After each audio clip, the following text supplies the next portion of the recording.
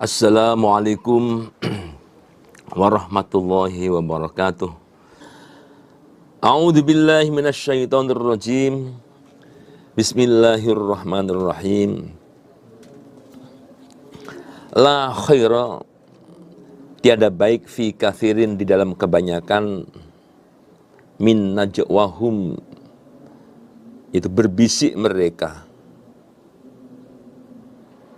illaman melainkan orang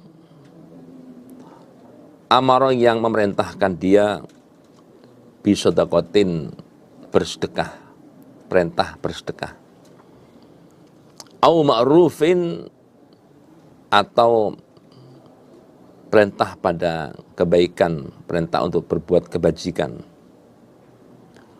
au islahin atau perintah untuk mendamaikan bainan nasi, di antara manusia yang sedang berseteru ataupun bertikai, yang sedang berselisih. Waman, dan barang siapa yaf'al melakukan dia dzalika pada demikian perintah bersedekah, mengajak bersedekah, perintah untuk berbuat kebajikan dan sebagainya, perintah yang baik, ibtigho amarudhatillah, karena mencari ridho Allah, fasaufa nu'tihi, maka akan memberikan kami Allah kepadanya ajron azima, pahala yang besar.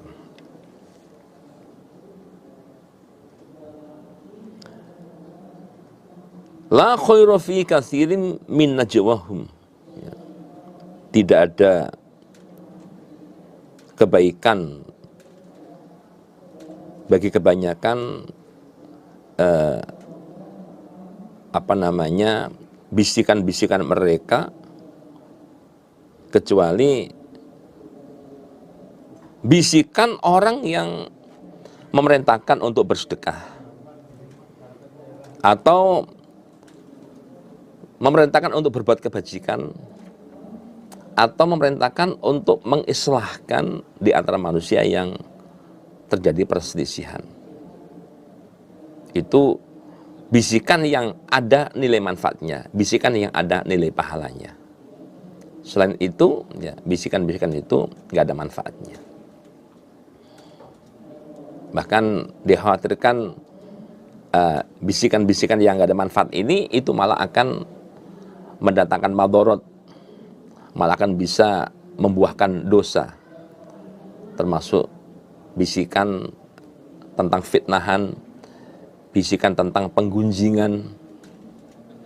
Nah, itu tidak akan mendatangkan manfaat, kebalikan malah bisa mendatangkan madorot, mendatangkan dosa.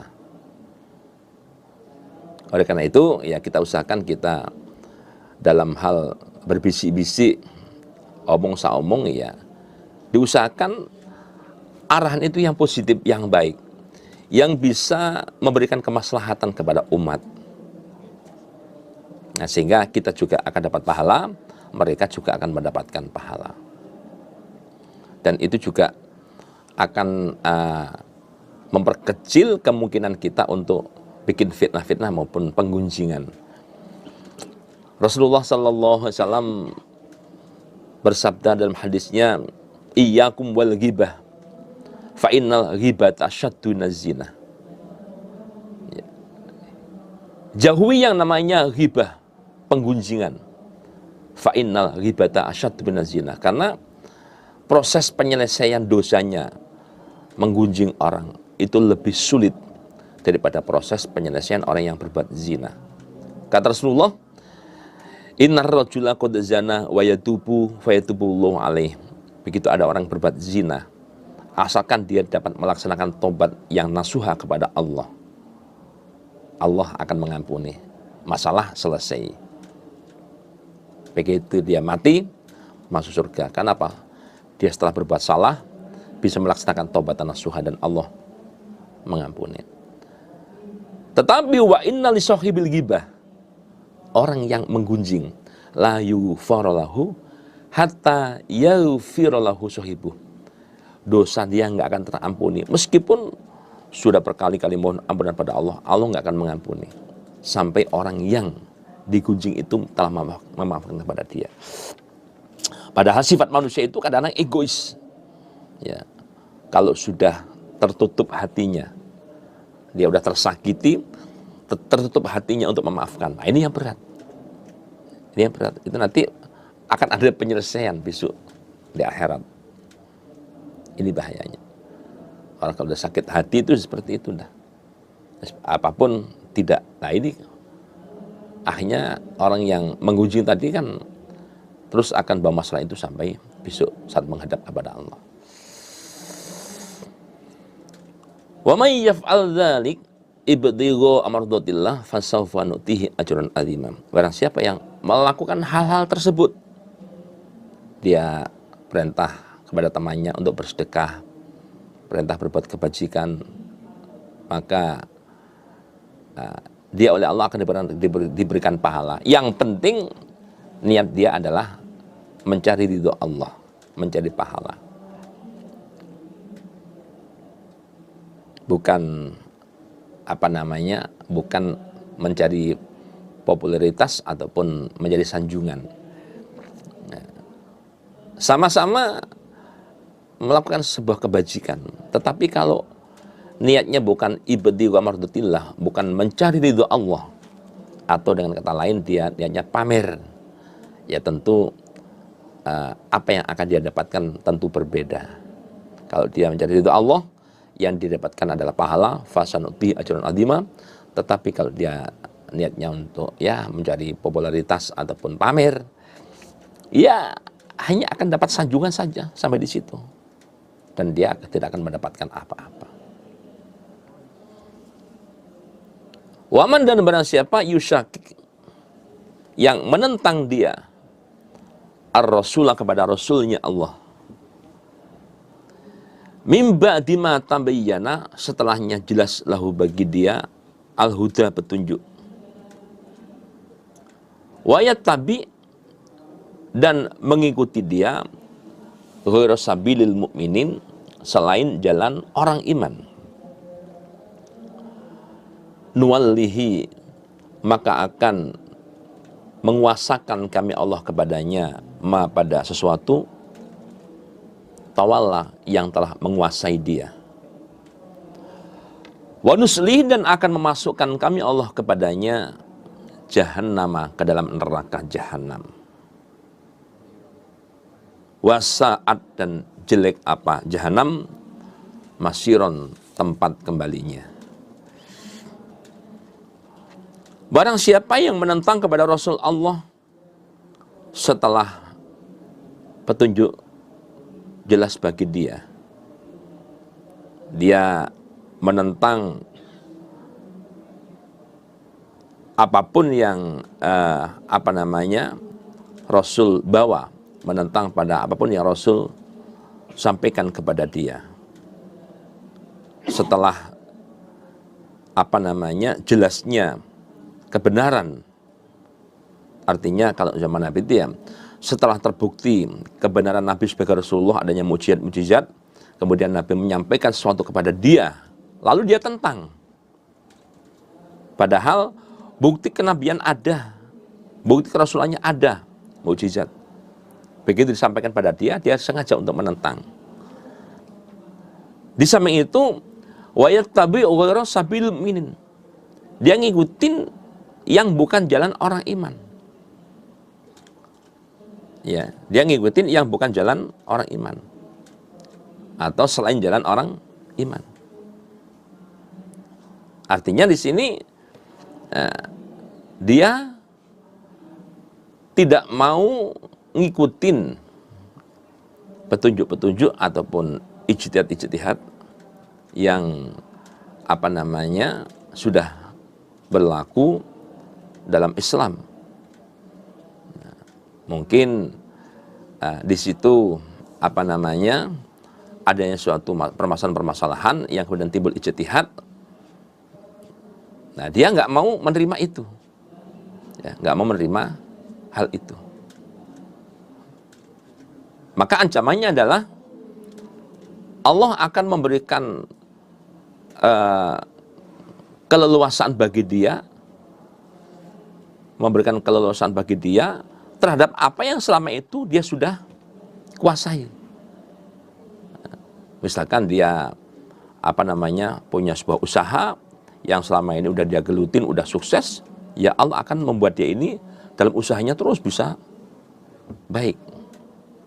Nah, tapi itu hanyalah sebuah ujian dari Allah. Terus di satu sisi dia diberikan kesuksesan, keberhasilan, apa yang sudah dia jalani itu oleh Allah akan terus dijadikan baik, sehingga dia bisa menikmati nikmat dunia ini, tapi akan berkesudahan dia dimasukkan dalam neraka jahanam. Neraka jahanam adalah sejelek-jeleknya tempat kembali. Tempat kembali yang paling jelek adalah ke neraka jahanam. Dijelaskan di sini bahwa kalimat wayat tabi ghorosabil mu'minin, ya, dia ngikutin selain jalan orang iman. Nah, ini ayat yang dibuat dasar sebagai dalil ijma'.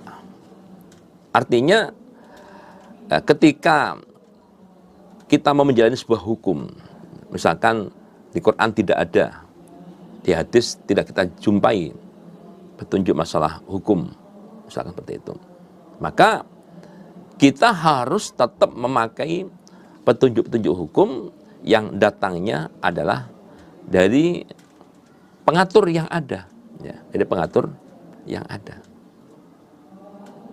pengatur dalam jamaah. Nah, itu yang kita pakai. Jangan sampai kita mencari dasar hukum di Quran tidak ada, di hadis nggak ada, tetapi kita menolak dengan yang namanya ijtihad. Ya, kita menolak dengan yang namanya aturan yang berlaku di dalam kehidupan yang di situ ada pengaturnya.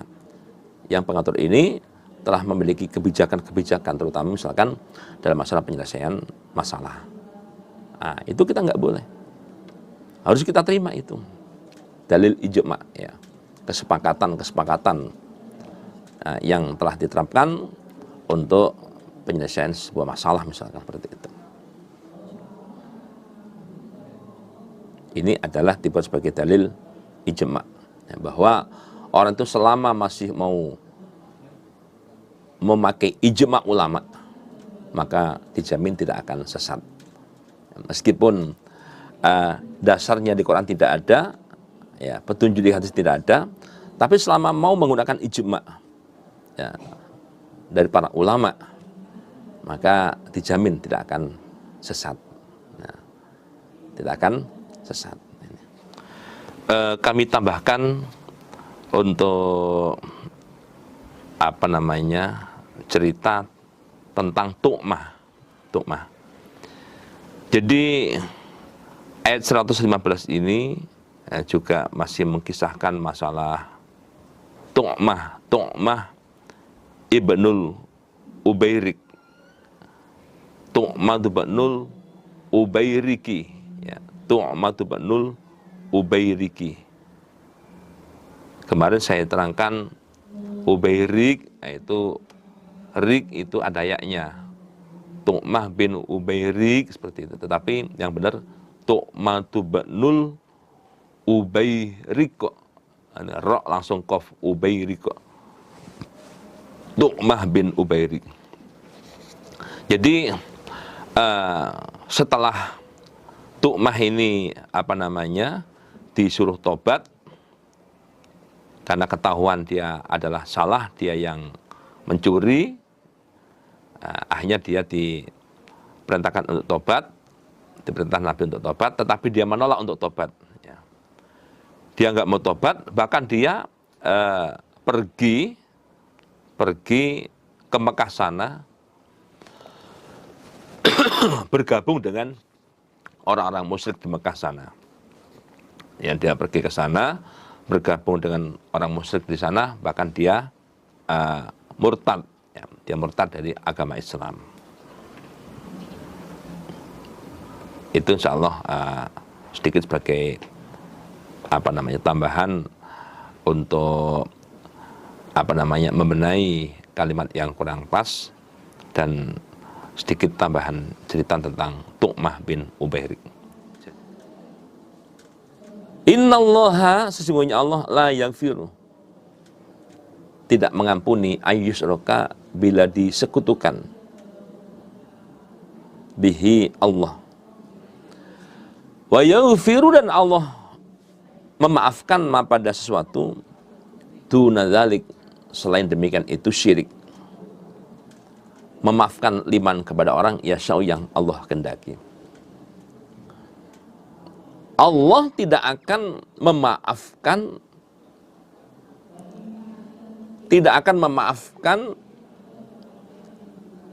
dosanya orang yang dia melaksanakan tobat. Tidak akan memaafkan dosanya orang yang melaksanakan tobat. Apabila dia masih menjalani perbuatan syirik. Di satu sisi ada amalan yang syirik yang dia lakukan, yang dia jalani. Di sini syirik dia. Nah, meskipun di sini dia udah niat untuk melaksanakan taubatan nasuha, mungkin pernah mencuri, pernah zina, pernah membunuh orang, pokoknya mau semua dilakukan. Dia sadar ingin melaksanakan taubatan nasuha. Ya, meskipun dia ada niat taubatan nasuha, mentobati semua tadi itu, mau perbuatan-perbuatan yang keji semua dilakukan, mau ditobati, tobatnya ini nggak akan diterima Allah kalau di satu sisi dia masih melakukan syirik. Ini menunjukkan bahayanya syirik, bisa bikin fatal. Orang niat tobat nasuha kan baik, ya. Orang melaksanakan tobat nasuha itu harapannya dapat ampunan, tetapi hal itu nggak akan terjadi. Allah nggak akan mengampuni dosa dia, ya, selama di satu sisi ini ada yang masih syirik. Ya, misalkan tadi itu dia selama ini menjalani perbuatan yang keji-keji. Begitu sadar dia mau tobat. Tetapi ternyata dia ini diam-diam masih menjalani hal yang syirik. Misalkan dia itu percaya dengan perbintangan, ya, meyakini dengan perbintangan. Gara-gara dia meyakini perbintangan ini, lalu akan bisa berakibat membuat niat tobat nasuha ini nggak akan diterima oleh Allah. Itulah yang dimaksud dengan innallaha la yaghfiru ayyusyraka wa yaghfiru ma duna dzalika liman yasha. Nah ini, wa yaghfiru ma duna dzalika liman yasha. Allah mengampuni selain syirik. Artinya kalau dia ini di sini tadi menjalankan hal-hal yang jelek, yang keji, lalu dia itu niat taubatan nasuha. Niat tobat ini akan diterima oleh Allah kalau di sini tadi tidak ada perbuatan yang syirik. Wa yaghfiru ma duna dzalika liman yasha. Yang dimaksud demikian. Jadi bukan kok di sini dalam artian Allah itu nggak mengampuni syirik. Ya kalau syirik jelas nggak diampuni. Tapi ini adalah efek atau dampak dari syirik inilah. Efek dari perbuatan syirik ini sampai membuat orang niat tobat nasuha tadi nggak ada artinya. Gara-gara di sini ada perbuatan syirik. Sama dengan perbandingannya, Aballahu ayyakabala amala sahibi bid'atin hatta yada bid'atah. Allah menolak amalan orang yang bid'ah. Itu bukan artinya yang ditolak itu amalan yang bid'ahnya, bukan seperti itu. Kalau seperti itu ya jelas yang bid'ah itu. Tetapi di sini maksudnya Allah menolak amalan orang yang bid'ah itu maksudnya mungkin dia di satu sisi di sini amalannya murni Quran hadis, semuanya dasar Quran hadis murni. Salatnya, puasanya, hajinya semuanya murni Quran hadis. Tetapi ternyata di satu sisi ada amalan yang dia jalani dengan bid'ah. Ya, yang dia jalani dengan bid'ah. Nah, gara-gara ada satu amalan yang dia lakukan dengan bid'ah ini membuat amal lain yang baik-baik tadi itu semuanya itu nggak akan ada artinya. Gara-gara di sini ada satu amalan yang bid'ah. Itu yang dimaksud dengan dalil aballahu ayyak bala amalah syahbitatin hatta yata bid'ata. Waman barang siapa yusyrik yang mempersekutukan dia billah kepada Allah, faqad dhalla maka sungguh tersesat dia dolalan dengan sesat baidan yang jauh. Ya, sesatnya itu jauh, udah jauh sekali, sangat jauh. Jauh dari petunjuk, jauh dari kebenaran. Iyada'una tidaklah menyembah mereka min dunih dari selain Allah illa inatha melainkan pada berhala. Wa iyada'una dan tidaklah menyembah mereka illa syaitonan melainkan kepada setan maridan yang berkeliaran. Artinya maridan ini tingkat penentangannya pada Allah itu sangat pol. Ya. Tingkat penentangannya, tingkat kedurhakaannya itu sangat pol, namanya marida. Istilahnya udah ngawur, itu marida itu ngawur. Jadi mereka menyembah menyembah Tuhan selain Allah, yaitu berhala tadi itu tidak lain hanyalah mereka itu menyembah pada setan yang setan ini tingkat kedurhakaannya maupun tingkat penentangan pada Allah sangat luar biasa. Jadi intinya bahwa yang mereka sembah itu adalah berhala, ya. Lah kalau mereka menyembah berhala itu betul sama dengan menyembah setan, sama itu. Nah, pada setan itu adalah maridan. Tingkat penentangannya pada Allah, ya, tingkat kedurhakaannya itu sangat luar biasa. Istilah Jawanya itu udah sangat ngawur, sudah ngawur. La'anahu telah melaknati pada setan Allah. Wa qala dan berkata dia setan, la'attakhidanna. Niscaya sungguh akan mengambil aku min ibadika dari hamba-hambamu nasiban bagian mafrudun yang ditentukan. Setan itu makhluk yang terlaknat. Ya, selama hidupnya sampai besok di akhirat sana itu dia terlaknat. Artinya nggak akan pernah mendapatkan rahmatnya Allah. Karena merasa terlaknat, dia bersumpah, la takhidanna min ibadika nasiban mafruḍah. Ya Allah, aku bersumpah bahwa aku akan mempengaruhi, ya, hamba-hambamu, ya, sampai batas yang sudah ditentukan, ya, sampai pencapaian yang sudah ditentukan. Ya, jadi setan itu sudah punya semacam rencana yang sangat matang. Kira-kira berapa banyak hamba Allah manusia ini yang akan dia pengaruhi, sehingga bersama-sama dia nanti akan masuk ke dalam neraka jahanam.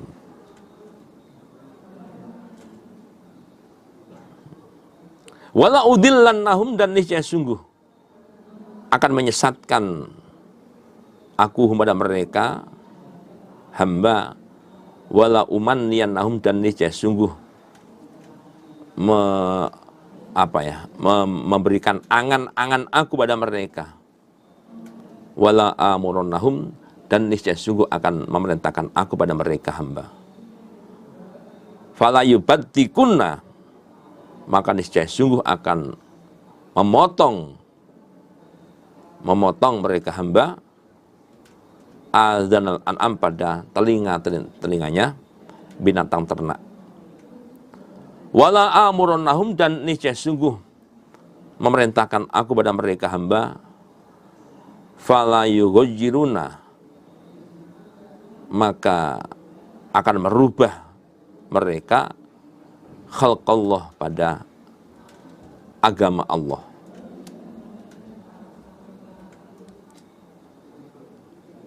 Setan melanjutkan sumpahnya lagi, bahwa dia akan usaha untuk menyesatkan hamba Allah. Ini masih masuk dalam sumpahnya. Ya. Kemudian membuat hamba Allah ini diberikan sebuah angan-angan, ya, angan-angan bahwa tidak ada hari kebangkitan, tidak ada hisapan. Jadi diberikan angan seperti itu. Dan mereka akan diperintahkan oleh setan, ya, sampai kemudian mereka itu mau untuk memotong telinganya, ya, sampai mereka bisa meyakini dengan mereka memotong telinga binatang ternaknya itu, itu berarti dia sudah melakukan sebuah tanda bahwa binatang tersebut adalah binatang yang dipersembahkan untuk berhala mereka, dengan ditandai dipotong telinganya. Ada seperti itu. Dan mereka juga akan diperintah oleh setan sampai hamba tadi berani merubah pada agama Allah, ya, merubah pada agama Allah, atau merubah pada ciptaan Allah, termasuk diperintahkan untuk mengebiri budak-budaknya atau mengebiri pada binatang ternaknya. Ya. Jadi kalau ini ciptaan Allah, termasuk tadi itu. Jadi diperintah setan untuk mengebiri budak-budaknya atau mengebiri pada binatang ternaknya. Tapi kalau ini adalah agama Allah, ya, mereka diperintah setan sampai berani untuk merubah agama Allah. Waman berasa siapa takhid menganggap dia syaitan pada setan, walian kekasih, min dunillah dari selain Allah. Artinya dia itu taat kepada setan. Faqad khasara, maka sungguh rugi dia. Khusronan, dengan sebuah kerugian mubinan yang nyata. Ya, kenapa? Ya, karena setan diikutin, setan ditaatin. Yaiduhum, menjanji siapa setan pada mereka. Mereka dijanjikan kalau mau ikut setan akan bahagia, akan beruntung. Wa yumannihim, dan membuat angan-angan siapa setan pada mereka. Mereka diberikan angan-angan sehingga dapat meyakini bahwa dunia itu segala-galanya, ya, bahwa tidak ada hari kebangkitan, tidak ada yang namanya hisapan. Padahal wa ma yaituhum, tidaklah menjanji pada mereka asyaitun setan illa ghurura, kecuali sebuah tipuan. Janji setan itu hanyalah sebuah tipuan. Ulaika, mereka itulah ma'wahum, tempat mereka jahannamu, neraka jahanam. Mereka yang dapat dipengaruhi oleh setan, tempatnya adalah neraka jahanam. Wala yajiduna, dan tidak akan mendapati mereka anha, dari jahanam tidak akan mendapati makhison, tempat pindah. Artinya neraka jahanam akan menjadi tempat kediaman untuk selama-lamanya bagi mereka. Walladzina amanu, dan mereka yang telah beriman, wa amilu, dan beramal mereka as-solihati, pada amalan-amalan yang baik, sanudkhiluhum, akan memasukkan kami Allah kepada mereka jannatin, ke dalam surga. Tajri, yang mengalir min tahtiha, dari bawahnya surga, al-anhar, sungai-sungai. Surga yang di bawah bangunan surga ini ada sungai-sungai yang mengalir, di mana sungai-sungai ini akan menambah cantiknya, menambah indahnya bangunan-bangunan di dalam surga. Berapa lama di sana? Kholidina, orang-orang yang kekal, fiha, di dalam surga, abadan, selama-lamanya. Kholidina fiha, ada kholidina, ada abada. Ya. Kholidan mukholadan, kekal abadi. Abadan abadi, sarmadan sarmati. Sarmadan sarmati itu bukan banyolan, ya. Itu sarmadan sarmati itu punya arti sama dengan abadan abadi sama. Itu bukan indahnya bahasa, ada kata abadan abadi lalu disamakan dengan kalimat sarmadan sarmati. Itu bukan nama orang. Sarmadan sarmati itu juga sebuah kalimat yang artinya sama dengan abadan abadi sama.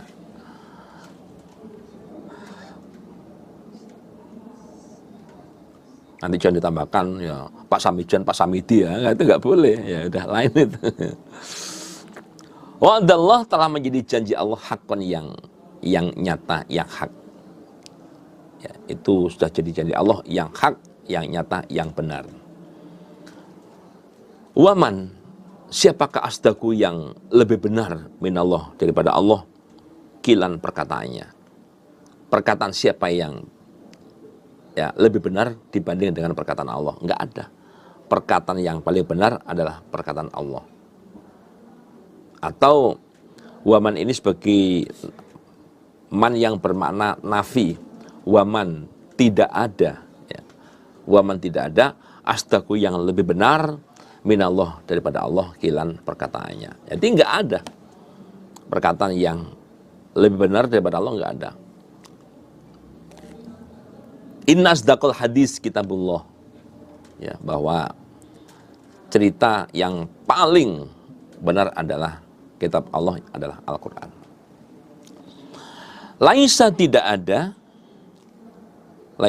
ada bi amanikum dengan angan-angan kalian, wala dan tidak ada amani ahli kitabi, angan-angannya ahli kitab. Angan-angannya ahli kitab. Laisa tidak ada apa perkara bi amanikum angan-angan kalian, wala dan tidak ada amani ahli kitabi, angan-angan ahli kitab. Artinya pahala dari Allah itu bukanlah menurut angan-angan kalian, ya. Bukanlah menurut angan-angan kalian, dan bukan pula menurut angan-angannya orang ahli kitab. Tetapi ya, pahala itu adalah dari hasil amalan seseorang. Ya. Jadi masalah pahala ini, pahala yang didapatkan oleh seseorang itu bukan karena sebuah angan-angan dari kalian ataupun angan-angannya ahli kitab, itu bukan. Tapi pahala yang diberikan kepada seorang itu adalah karena hasil amalannya.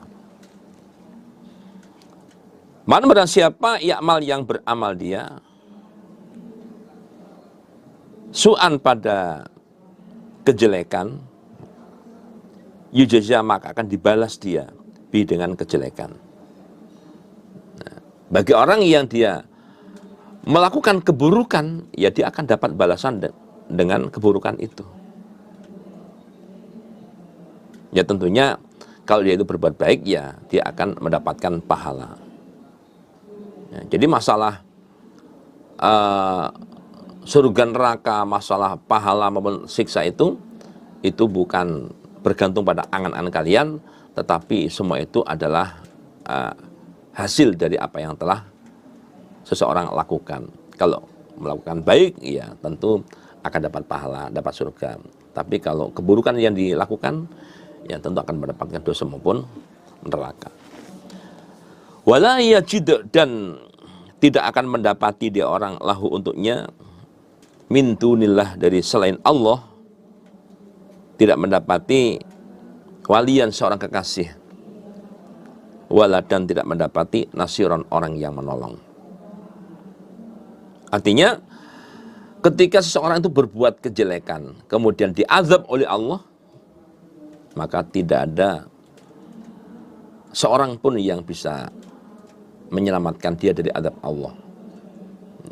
Apakah itu kekasih atau penolong, itu nggak akan ada yang bisa menyelamatkan dia dari azabnya Allah. Waman, dan barang siapa ya'mal yang beramal dia minas solihati, dari amalan yang baik, min dzakarin, dari orang laki-laki, au unsa atau perempuan, wawas, sedangkan dia mukminun, orang yang beriman, faulaika, mereka itulah, yadkhuluna, akan masuk mereka, akan masuk al-jannata, ke dalam surga. Wala yudlamuna, dan tidak akan dianiaya, maksudnya nggak akan dikurangi mereka nakiron sedikit pun.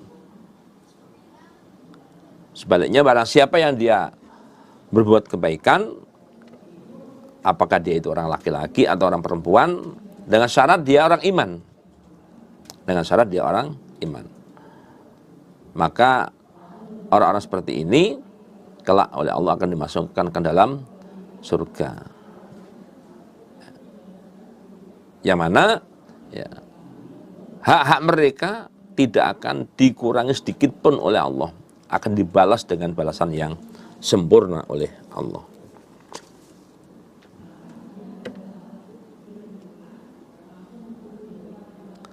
Waman, siapakah ahsanu yang lebih baik dinan agamanya, mimman daripada orang aslama yang telah menyerahkan dia wajhahu pada wajahnya, dia serahkan lillahi untuk Allah. Ya maksudnya bukan hanya wajahnya, ya pokoknya jiwa raganya itu diserahkan pada Allah. Wawa, sedangkan dia muhsin, orang yang berbuat baik, artinya orang yang taat kepada Allah, mentaati perintah Allah dan mau menjauhi akan larangan-larangan Allah. Wattaba'a, dan mengikuti dia millata Ibrahim, pada agama Ibrahim, hanifan, dengan fanatik, dengan sangat cinta. Hanifan dengan fanatik atau dengan sangat cinta. Jawabnya ya nggak ada. Yang paling baik ya orang tersebut. Jadi siapakah yang paling baik agamanya dibandingkan dengan orang yang dia telah menyerahkan jiwa raganya kepada Allah. Jadi hidup ini adalah ibadah, adalah untuk Allah. Dia mengatakan inna sholati wa nusuki wa mahyaya wa mamati lillahi rabbil alamin. Dia pasrah kepada Allah. Kemudian dalam prakteknya wa muhsin. Dia mentaati perintah Allah dan menjauhi akan larangan-larangan Allah. Dan dia juga mau mengikuti agama Ibrahim dengan sangat cinta. Ya, jadi ngikutinya itu sepenuh hati, ya sangat cinta. Itu agama Islam.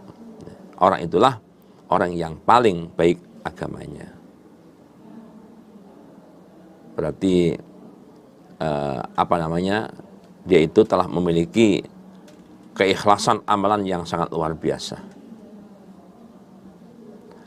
Wattakhadallah, dan Allah telah menganggap atau mengambil Ibrahim, pada Ibrahim menganggap khalilan, seorang kekasih.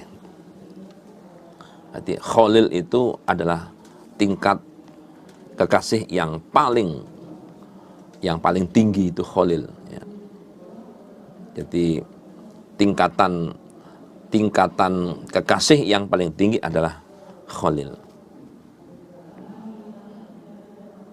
Walillahi, dan bagi Allah ma sesuatu fis samawati, yang ada di langit, wa ma, dan sesuatu fil ardi, yang ada di bumi.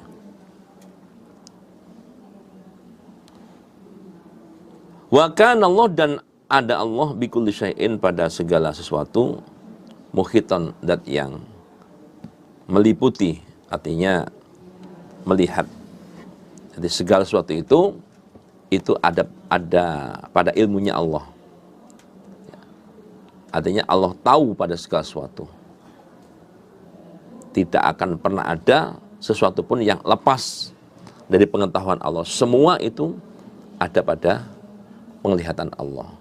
Tidak akan pernah ada yang terlewat dari pandangan Allah. Ya. Kalau namanya CCTV, ya itu sangat terbatas. Kadang-kadang itu di kameranya itu ya kelihatan orangnya, tetapi belum juga dapat terungkap siapa dia, karena mungkin pakai helm dan sebagainya. Nah, bagi Allah itu nggak ada bedanya dalam kegelapan, ya dalam kegelapan malam maupun dalam keadaan terang. Orang berbuat apa saja, di mana saja, bagaimanapun keadaannya, Allah itu Maha tahu. Nah, kalau Allah melihat, maka tentu apa yang dilakukan orang itu akan dicatat oleh Allah. Ya, kalau sudah dicatat, nanti akan ada balasan. Adapun yang mencatat, yang menulis adalah malaikat hafadhoh, malaikat yang memang bertugas untuk menjaga manusia dalam kehidupan sehari-hari ini. Kalau malaikat hafadhoh, malaikat yang jaga manusia di sebelah kanan, ini khusus untuk mencatat hal-hal yang baik, mencatat ucapan yang baik dari manusia, perbuatan yang baik. Adapun malaikat hafadhoh yang di kiri ini memang khusus menjaga manusia untuk mencatat, menulis yang jelek-jelek, ucapan yang jelek, perbuatan yang jelek akan ditulis oleh malaikat di sini. Nah, di mana dua malaikat ini ya nanti akan, malaikat yang berjaga di kanan kiri ini akan melaporkan hasil tulisan itu kepada Allah. Dengan tulisan itu nantilah manusia ini akan mendapatkan balasan dari Allah. Wa yastaftunaka, dan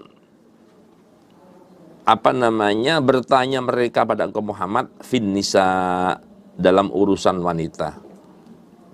Muhammad, sahabat-sahabat kamu bertanya pada kamu tentang hal-hal yang wajib dilakukan oleh seorang suami terhadap istri, itu apa saja? Jadi kira-kira apa saja hal-hal yang suami ini wajib melakukan untuk sang istri? Dalam urusan apa saja, bentuknya itu apa saja? Kul, jawablah wahai Muhammad, Allah itu yuftikum, akan memberikan fitwah kepada kalian, fihinna, dalam urusan wanita. Allah akan memberikan jawaban kepada kalian dalam urusan wanita yang kalian tanyakan tadi itu. Kira-kira orang laki-laki itu punya kewajiban apa saja terhadap istrinya. Wama, wawunya ini atau pada wayuftikum fima. Ya, tadi kan Allahu yuftikum fihinna. Kemudian wawunya ini wa yuftikum fima yutla alaikum. Wawunya itu ataf atau kembali pada makna yuftikum. Jadi qulillahu yuftikum fihin wa yuftikum fima yutla. Allah akan memberikan jawaban pada kalian, memberikan fitwah pada kalian fihinna, dalam urusan wanita, wa ma yutla, dan Allah akan memberikan fitwah pada kalian fima, di dalam urusan sesuatu, yutla yang akan dibacakan apa ma alaikum, kepada kamu sekalian, fil kitabi, di dalam kitab Allah, fi yataman nisa, di dalam urusan anak-anak yatim perempuan.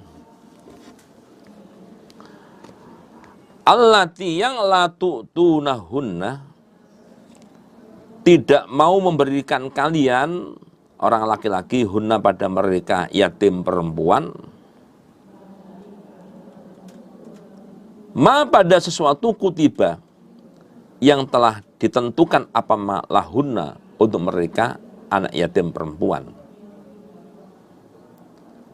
Wa targhubuna, dan senang kalian, antangkihuhunna, untuk menikahi kalian, hunna, pada mereka anak yatim perempuan.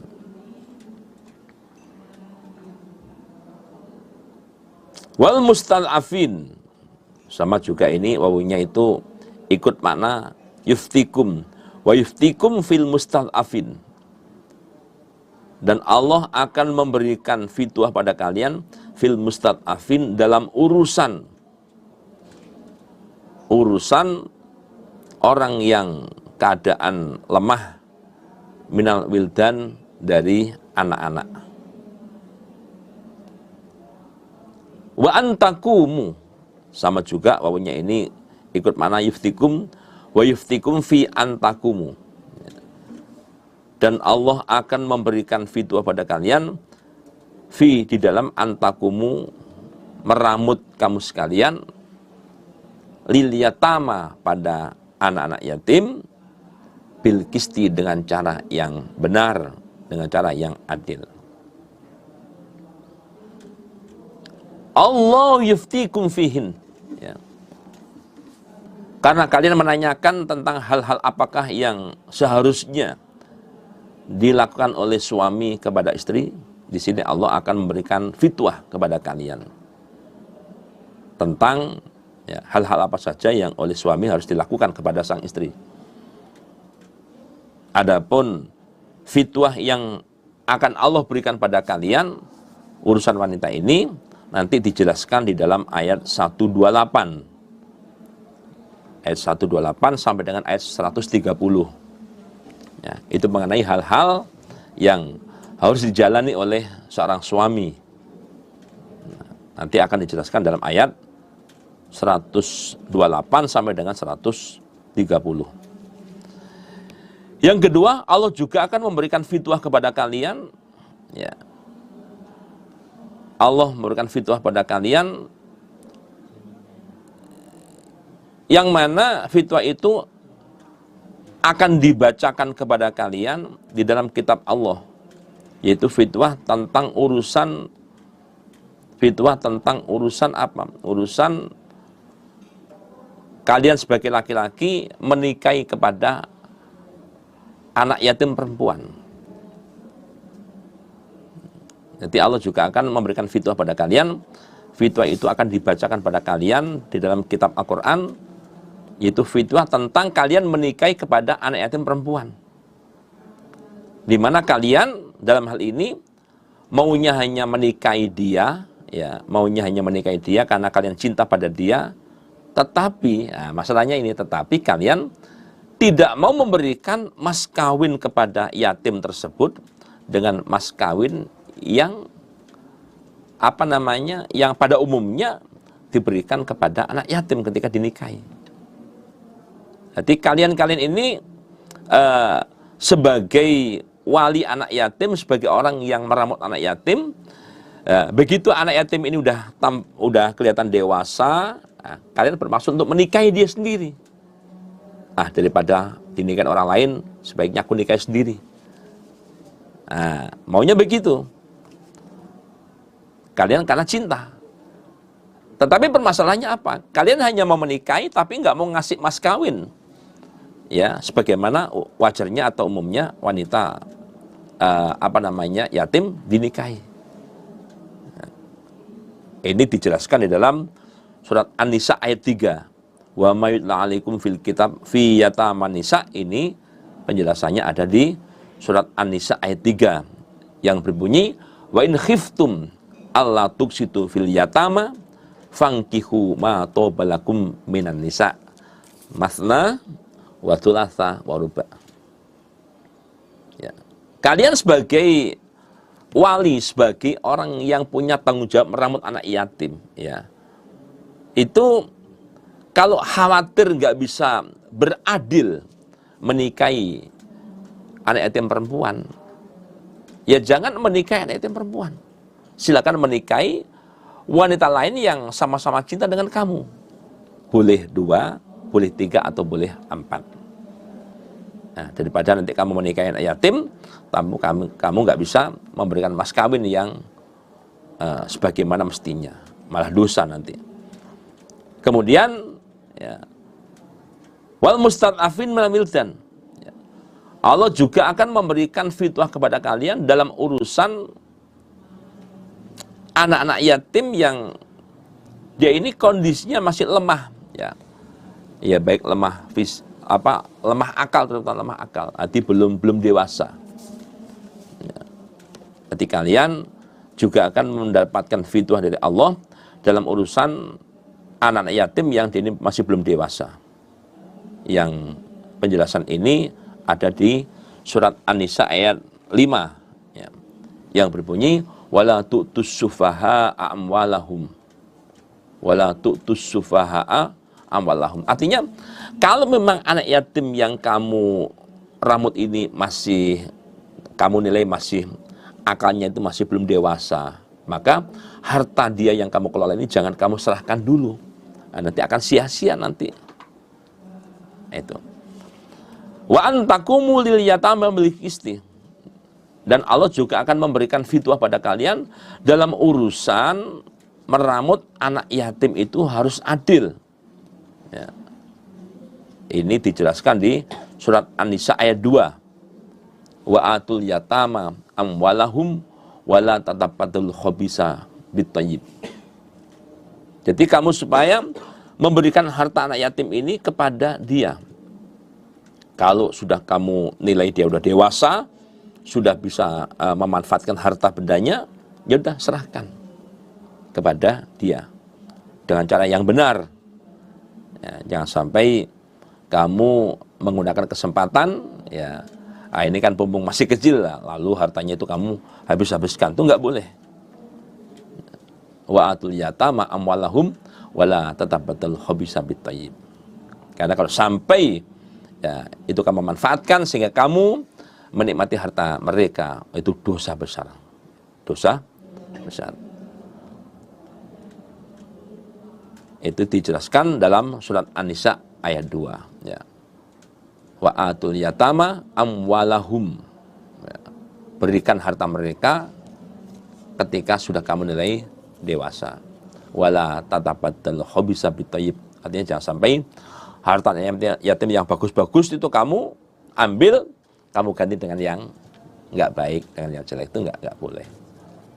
Karena itu bukan hak kamu.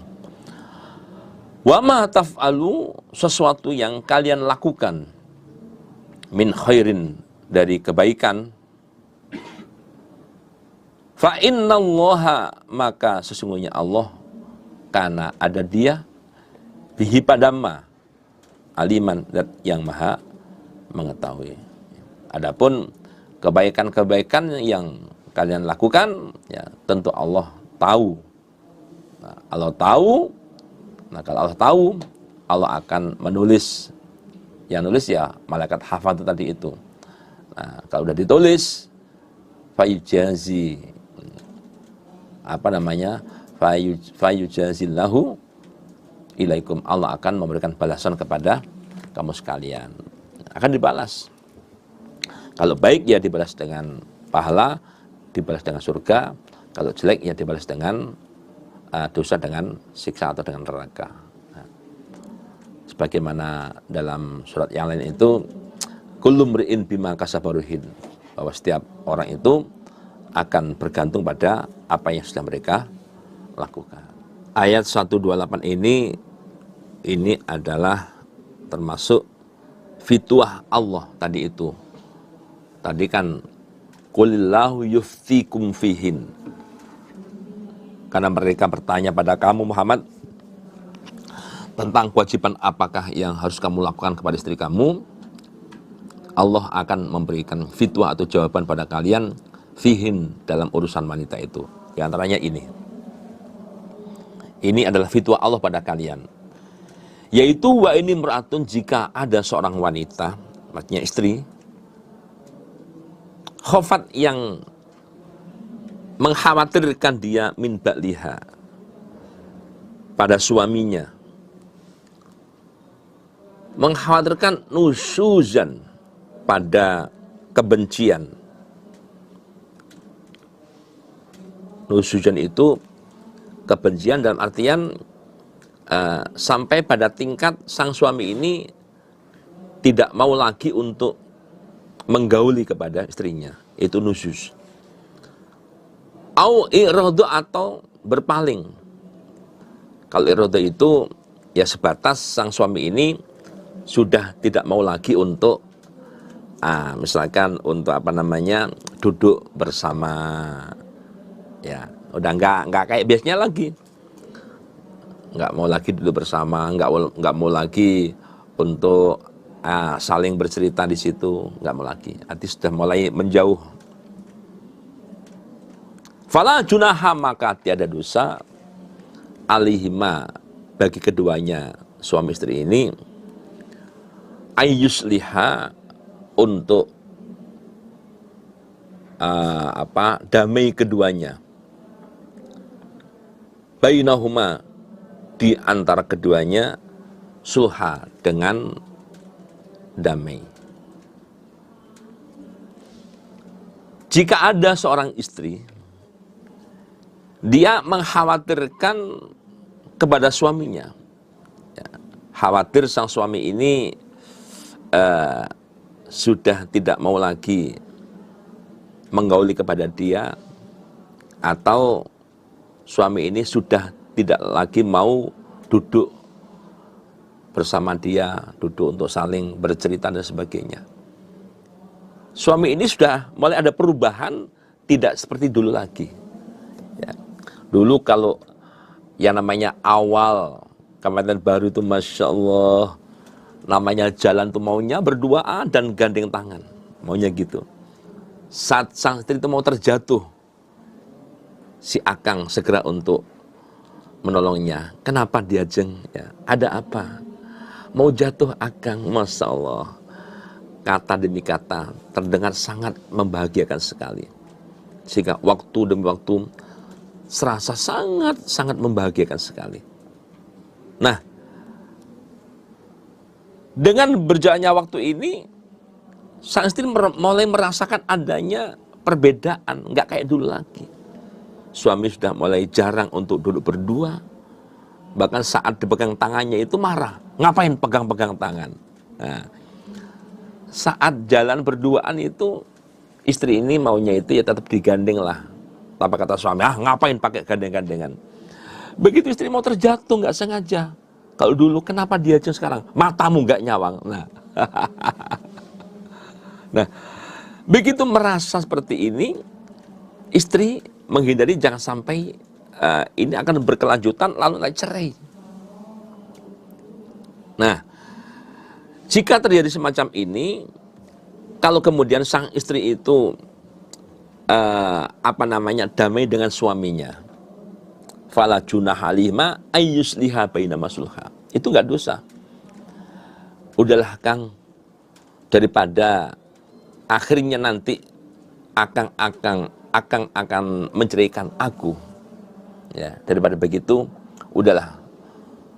Mulai saat ini aku rela untuk tidak lagi akang kasih nafkah. Aku rela untuk tidak lagi akang kasih waktu untuk ngilir ke tempat saya. Dan aku juga rela untuk tidak lagi akang ngasih tempat tinggal bagi saya. Ya. Meskipun itu adalah hak saya. Hari gilir, saya punya hak. Tempat tinggal, saya punya hak. Nafkah, saya juga punya hak. Nah, daripada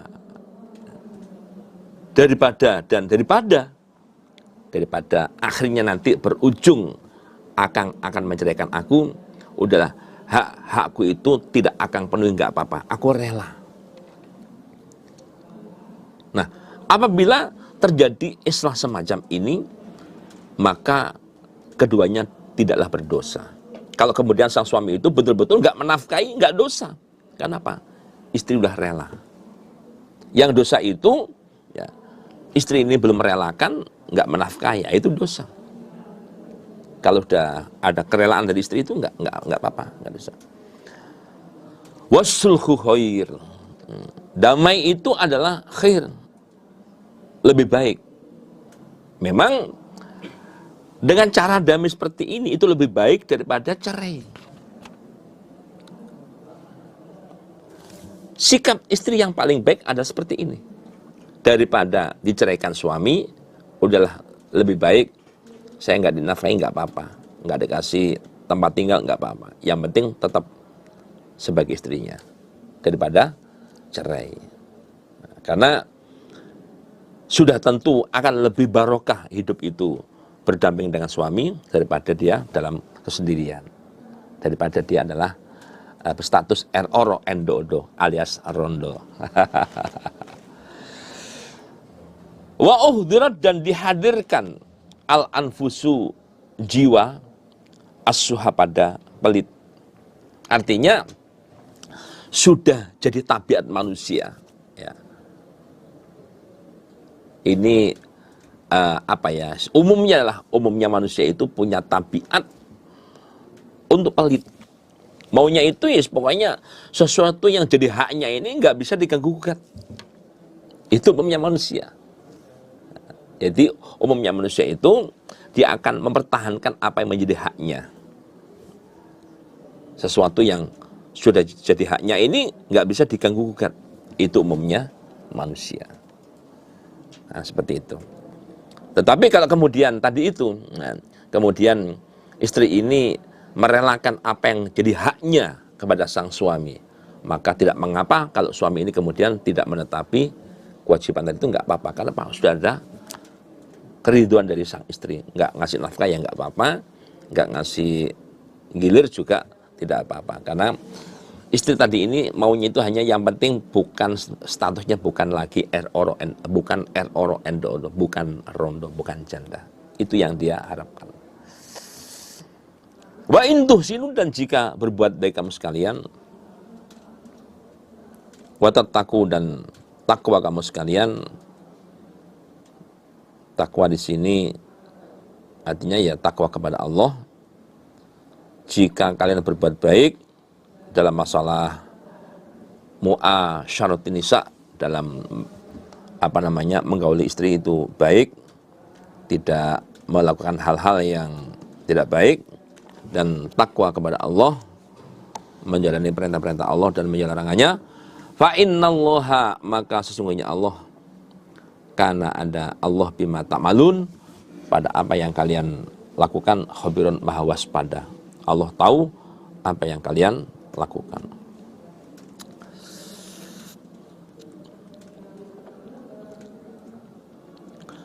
Walan tastati'u. Jadi tadi itu perlu kami ulang bahwa kewajiban suami adalah memberikan nafkah kepada istri, memberikan tempat tinggal kepada istri, juga memberikan hari gilir kepada istri. Di mana 3 hal ini itu kewajiban sebagai suami, itu sebagai haknya istri. Ya. Tetapi seandainya terjadi hubungan ini sudah mulai tidak lagi harmonis, sang istri merasa bahwa hubungannya sudah tidak seperti dulu lagi. Nah, lalu sang istri ini memilih untuk tetap dengan suaminya, yang kemudian istri ini rela untuk tidak mendapatkan semua hak-haknya tadi. Seandainya hal itu terjadi, maka itu tidak mengapa bagi sang suami. Ya, tetapi ketika nggak ada masalah apa-apa, kemudian suami dengan sengaja tidak mau menjalankan apa yang jadi kewajibannya, apakah memberikan nafkah, apakah asukna tempat tinggal, atau al-mabit hari gilir, ya, ini adalah dosa, nggak boleh.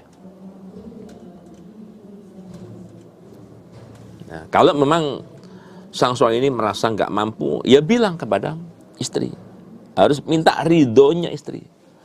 Dia jeng, akang ini udah nggak mampu lagi menafkahi kamu, bagaimana ini? Minta ridhonya.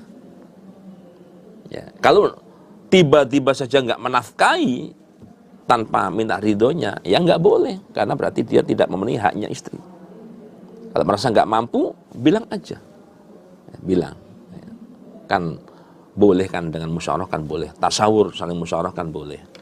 Bilang, aku udah nggak mampu lagi menafkahi kamu, aku mohon maaf, bagaimana ini, aku minta ridho kamu. Nah, oh nggak apa-apa akang, apalah artinya nafkah bagi saya, yang penting akang jadi milik saya. Lah, itu yang paling penting.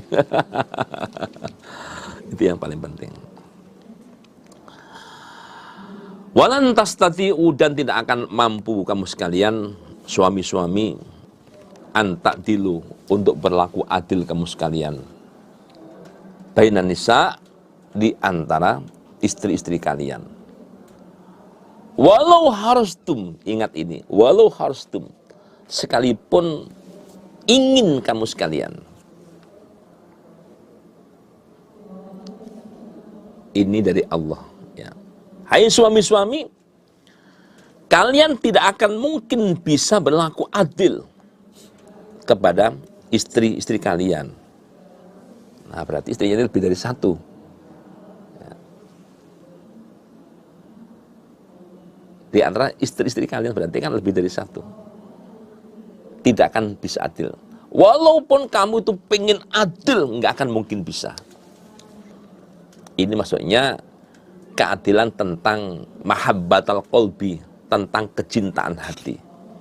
Untuk membagi seadil-adilnya tentang mahabbatal qalbi, tentang cintanya hati, itu nggak akan mungkin bisa. Walaupun kamu ingin bisa adil dalam membagi cinta, nggak akan mungkin bisa. Nah, sekalipun ya hal ini nggak akan mungkin bisa kamu lakukan, membagi cinta itu nggak akan mungkin bisa kamu lakukan dengan adil. Peringatan Allah, fala tamilu, janganlah condong kalian, kullal mail, pada setiap condong. Fatadaruha, akibatnya akan meninggalkan kalian kepada istri kal mu'allaqah, sebagaimana wanita yang digantung. Maksudnya wanita digantung itu ya dia itu dibilang status janda juga, nggak pernah dengar kata cerai, dikatakan punya suami, kok nggak pernah ada yang ngelonin, misalkan seperti itu. Nah, sehingga statusnya ini orang jadinya mbak itu atau ibu itu kita katakan punya suami tuh, tapi kok nggak pernah melihat suaminya, dikatakan janda kok juga nggak ada pernyataan cerai. Nah, berarti kan menggantung. Jadi meskipun kalian sebagai suami-suami ini nggak akan mungkin bisa membagi cinta dengan seadil-adilnya. Meskipun demikian, fala tamilu kullal mail, fatadaruha kal mu'allaqah. Jangan sampai kalian itu condongnya, ya, jangan sampai condongnya pada sebagian istri itu sangat mencolok. Ini. Jadi jangan semata-mata kamu lebih condong kepada yang lain, akibatnya apa? Yang lain ini karena udah nggak pernah lagi kamu datang ke sana, yang lain ini menjadi sebagaimana wanita yang digantung. Dikatakan punya suami itu kok nggak pernah didatangi suaminya, dikatakan janda, nggak ada pernyataan cerai. Nah, artinya jangan sampai kamu itu betul-betul semata-mata. Ya. Jangan sampai hanya dengan alasan cinta itu nggak akan mungkin bisa dibagi dengan adil. Nah, hanya dengan alasan itu, terus kamu betul-betul mencolok, ya, cenderung untuk ke sana, yang sini udah nggak pernah diurusin lagi. Jangan begitu. Ya, bagaimanapun dia wanita, dia punya perasaan. Nah, dia sangat peka perasaannya. Dia masih perlu untuk dipegang-pegang dan sebagainya. Nah, ini jangan sampai seperti itu. Akhirnya nanti akan diologin oleh orang. Itu suami macam apa itu? Ya, kok dia campakkan begitu saja? Emang dia itu bukan manusia? Dia juga punya perasaan loh. Nah,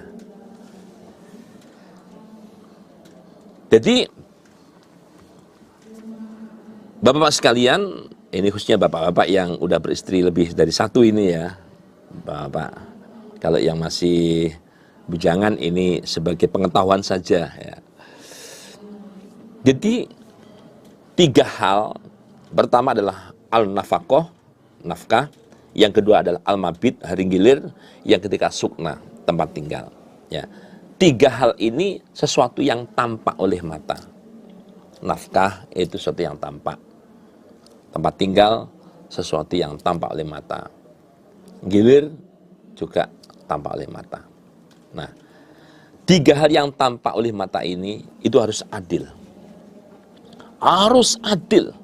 Artinya kalau sampai nggak adil di dalam membagi nafkah, pemberian nafkah, tempat tinggal, hari gilir, kalau nggak adil, sanksi ya bagi suami besok dari kiamat, kata Rasulullah itu separuh tubuhnya ini akan lemah. Ya. Jadi separuh tubuhnya itu akan lemah. Kalau di dunia akan dikatakan stroke itu. Ya, stroke. Kenapa? Sebagian tubuhnya lemah. Nah, besok bagi suami-suami yang dalam 3 hal ini nggak adil, ya, memberikan kepada istri pertama, kedua, ketiga, keempat, misalkan 4 istrinya itu, kok nggak adil 3 hal ini. Ini betul-betul ancaman stroke di hari kiamat akan ada. Besok itu akan stroke di sana. Stroke di dunia saja begitu beratnya, apalagi stroke di sana. Ini sabda Nabi. Ini sabda Nabi. Beliau yang mengatakan demikian. Duh, Pak, ya mana mungkin bisa adil, Pak? Kan istri pertama, kedua seterusnya kan beda, Pak. Ini punya anak, sini enggak. Ini anaknya satu, ini udah satu lusin. Ya. Bagaimana bisa adil, Pak? Adil itu nggak harus sama. Adil itu ada pernyataan ridho. Itu berarti sudah adil. Contohnya, nafkah untuk istri yang pertama, ya, itu lebih banyak misalkan daripada istri yang kedua. Misalkan itu. Ini kan nominalnya nggak sama. Yang pertama sekian, ya lebih banyak. Yang kedua sekian lebih sedikit. Nominal nggak sama. Tetapi kalau ya masing-masing ini ridho mendapatkan jatah nafkah sekian, itu namanya keadilan. Itu namanya adil. Istri pertama dia Jeng, kamu tak kasih belanja sebulan sekian, gimana? Ridho ya? Ridho Akang, udahlah Akang, seberapa aja saya mau aja kok, saya terima kok. Istri kedua, kamu tak kasih sekian lebih sedikit daripada yang ibu yang sana, gimana kamu, ridho nggak? Ridho Akang, udahlah Akang, nggak usah bahas masalah itu. Yang penting Akang itu ya, tetap ada perhatian dengan saya. Nah, nominal boleh jadi nggak sama, tetapi kan ada pernyataan ridho. Ini sebuah keadilan. Itu namanya adil. Nah, untuk apa namanya supaya bisa adil ini, ya tadi itu harus mendapatkan pernyataan ridho dari istri. Nah, untuk ridho ini bukan dalam artian ketika suami mau ngasih nafkah ke istri kedua ini minta ridhonya istri pertama, bukan begitu. Yang dimintai ridho adalah siapa yang mau dikasih nafkah itu. Istri kedua misalkan, kamu ridho enggak? Tak kasih nafkah hanya sekian. Nah, demikian pula yang lain, kamu ridho enggak tak kasih sekian. Ketika dah ridho, meskipun dengan nilai yang berbeda, itu sebuah keadilan. Sang suami selamat dari ancaman stroke di hari kiamat besok. Tetapi ketika istri sudah mengatakan enggak ridho, ya, wah saya enggak ridho saya. Ya, saya enggak mau saya. Nah, kalau seperti ini, sang suami harus usaha untuk mencari ridho sampai mau ridho. Ya, jadi sampai mendapatkan pernyataan ridho dari sang istri ini. Ya gimana caranya? Soalnya kalau enggak ya tadi itu tetap ada ancaman. Ya, tetap akan ada ancaman. Nah, caranya kan nanti bisa dimusyawarahkan. Tapi soal yang satu, yang namanya mahabbatul qalbi, pembagian cinta, diusahakan bisa adil. Tapi seandainya tetap nggak bisa adil, Allah memaafkan. Kenapa? Yang satu ini, mahabbatul qalbi, itu pekerjaan hati. Ya, nggak bisa saling melihat. Ketika nggak bisa adil, itu Allah memaafkan. Nabi pun juga pernah berdoa, Allahumma hadza qismi fima amliku fala talumni fima la tamliku wala amliku. Ya Allah, inilah caraku membagi cintaku kepada istri-istriku. Untuk itu ketika aku nggak mampu melakukan dengan adil, ya Allah, engkau jangan menyalahkan kepadaku ya Allah. Nabi pernah berdoa seperti itu. Wa in tuslihu, dan jika islah kamu sekalian, wa tattaqu, dan takwa kamu sekalian, ya, artinya jika sebelumnya itu ada penyimpangan-penyimpangan antara hak dan kewajiban antara suami istri itu, lalu mau untuk islah dan kemudian mau takwa kepada Allah, yaitu usaha untuk bisa seadil-adilnya. Fa innallaha, makasih Allah, karena ada Allah ghafurun, maha pengampun, rahiman lagi kasih sayang. Wa iya tafarraqu, dan jika berpisah keduanya,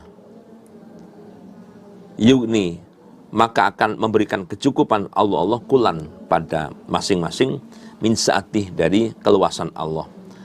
Tapi jika terpaksa keduanya ini harus pisah, ya, maka Allah yang akan mencukupi pada masing-masing orang ini. Allah yang akan mencukupi, ya.